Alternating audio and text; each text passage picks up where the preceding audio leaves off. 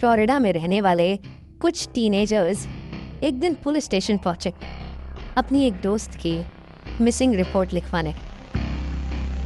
उनका दावा था कि उनकी दोस्त सारा कल उनके साथ घूमने जाने वाली थी, मगर वो डिसाइडेड टाइम पर अपने दोस्तों से मिली ही नहीं।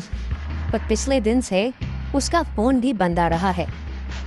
किसी को नहीं पता कि वो अचानक कहाँ गायब हो गई। पुलिस अभी रिपोर्ट दर्ज ही कर रही थी कि पुलिस स्टेशन में एक अजीब सा कॉल आया। फोन पर किसी के रोने और चीखने की आवाजें आ रही थी। बार बार पूछने पर भी पुलिस को कोई जवाब नहीं मिला, तो उन्होंने नंबर ट्रेस किया और वो मामले का पता लगाने निकल पड़े। फोन ट्रेस करते करते वो फ्लोरिडा से कई किलोमीटर दूर आ गए थे, मगर फोन की एग्जैक्ट लोकेशन अभी भी पता नहीं लग पा रही थी। तभी पुलिस वैन में बैठे दो ऑफिसर्स ब्रैड और डेरेक ने रोड साइड पर किसी को गिरा हुआ देखा। वो दोनों वैन से उतरे और उस बेहोश इंसान की तरफ बढ़े। वो बेहोश लड़की और कोई नहीं बल्कि सारा थी। उसके दोस्तों ने रिपोर्ट दर्ज कराते हुए उसकी एक फोटो भी पुलिस को दी थी, जिसकी वजह से उन ऑफिसर्स ने उसे तुरंत पहचान लिया।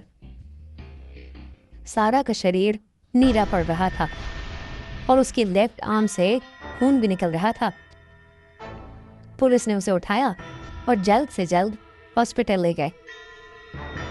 सारा को एग्जामिन करने के बाद डॉक्टर्स ने पुलिस को ये बताया कि 2 दिन तक लगातार सारा के शरीर से खून निकाला गया है और इसी वजह से वो इतनी कमज़ोर पड़ गई है। पहले तो ये केस किडनैपिंग और क्राइम से रिलेटेड लग रहा था, मगर फिर डॉक्टर्स ने कुछ ऐसा बताया जो सुनकर सब दंग रह गए। उसके 3 दांत गायब थे, उसके हाथों पर जलने के निशान थे और उसकी पीठ पर एक अननोन लैंग्वेज में कुछ लिखा हुआ था। ये सब देखने के बाद ब्रैड और डेरेक को विश्वास हो चुका था कि सारा को किसी बहुत ही डेंजरस ग्रुप ने किडनैप किया था। ब्रैड ने अपने साथी डेरेक को सारा के कपड़ों से मिले सैंपल्स दिए और उससे जितनी भी इंफॉर्मेशन निकल सकती थी डेरेक को निकालने को कहा। ब्रैड खुद भी उसी रात इन्वेस्टिगेशन के लिए निकल गया था। तकरीबन 1 घंटा गाड़ी चलाने के बाद वो शहर से दूर जंगल में पहुंच चुका था। उसे वो जगह मिल गई जहां सारा उन्हें मिली थी। वो उसी रास्ते पर और आगे जाने लगा, लेकिन थोड़ी देर बाद ब्रैड वहीं पहुंच गया जहां से उसने चलना शुरू किया था। उसे कुछ समझ नहीं आ रहा था कि आखिरकार उसके साथ ये सब क्या हो रहा है। तभी उसे दिखा कि खून से लथपथ कुछ अजीब से दिखने वाले लोग उसकी गाड़ी के पास आ रहे हैं। उन सभी के चेहरे बहुत भयानक लग रहे थे और वो धीरे धीरे ब्रैड की तरफ बढ़ रहे थे।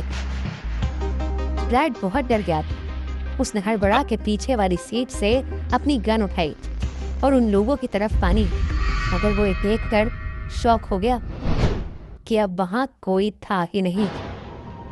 लेकिन वो वहां से निकल पाता उससे पहले ही उसे बहुत तेज नींद आने लगी, मानो किसी ने उस पर कोई जादू कर दिया हो। कुछ देर बाद जब ब्रैड की नींद खुली तो वो एक टेबल से बंधा हुआ था। उसके हाथ में एक पाइप लगा था जिससे उसके शरीर का खून एक बोतल में ट्रांसफर हो रहा था और उसके सामने एक लड़का और लड़की बैठे थे। वो दोनों नॉर्मल इंसानों जैसे लग रहे थे, नॉर्मली आपस में बात कर रहे थे और खाना खा रहे थे, मगर उनके खाने के पास एक बोतल खड़ी थी जिसमें खून भरा हुआ था और वो दोनों उसे बारी बारी करके पी रहे थे। ब्राइड ये देखकर चौंक उठा और समझ गया कि वो दोनों शायद वैम्पायर्स हैं।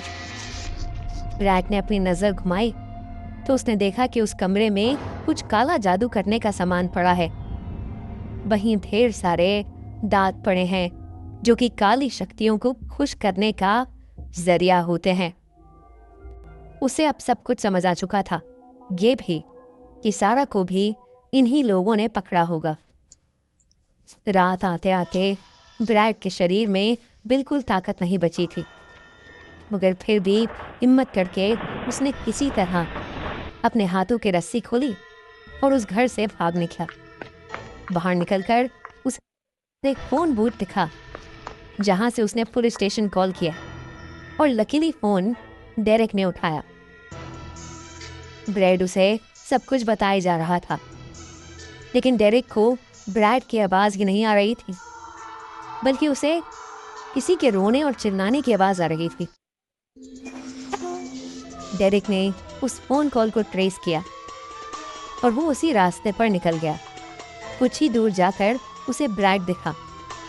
वो उसी जगह गिरा पड़ा था जिस जगह उन्हें सारा पड़ी मिली थी।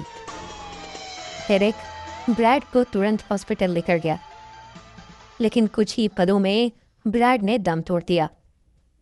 उधर सारा भी ज्यादा दिन बच नहीं पाई और खून की कमी से उसकी भी मौत हो गई। ये सब होने के बाद डेरेक ने हर दिन हर रात उस जगह की इन्वेस्टिगेशन करनी शुरू कर दी। कुछ समय बाद उसे जंगल के बीचों बीच एक कच्चा सा घर मिला, जिसके बाहर एक टूटा हुआ फोन बूथ भी था।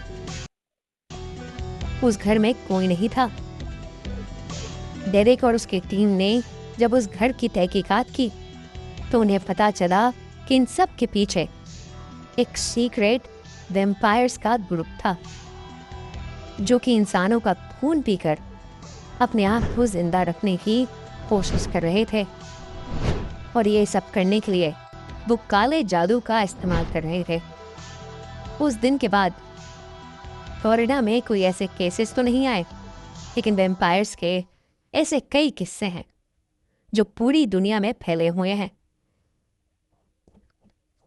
ये कहानी एक सच्ची घटना पर आधारित है, लेकिन क्या आप वैम्पायर्स में विश्वास रखते हैं? कमेंट्स में हमें जरूर बताइए।